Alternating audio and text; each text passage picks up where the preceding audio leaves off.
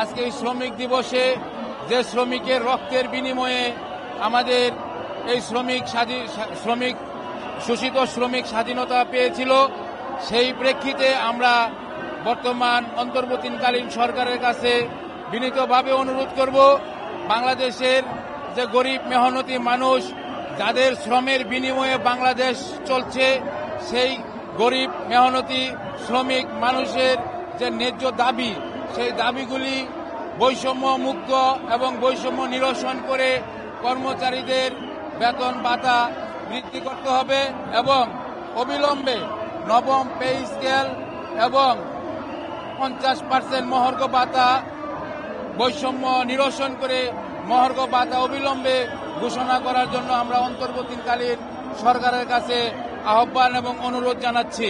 আমরা জাতীয় ন্যূনতম মজুরি অতি অবিলম্বে সরকারকে ঘোষণা করার আহ্বান জানাচ্ছি সমস্ত সেক্টরের জন্য। ইপিজেডে ইউনিয়ন করার অধিকার চাই এবং অবাধ ইউনিয়ন করার অধিকার সবাই নিশ্চিত করতে হবে। কর্মক্ষেত্রে যৌন হয়রানি নির্যাতন প্রতিরোধ আইন চাই, 6 মাস মাতৃত্বকালীন সুবিধা চাই, কারণ সরকারি কর্মচারীরা 6 মাস পায় আর শ্রমিকরা 4 মাস পায়। এটা একটা বড় বৈষম্য রাষ্ট্রের কাছ থেকে।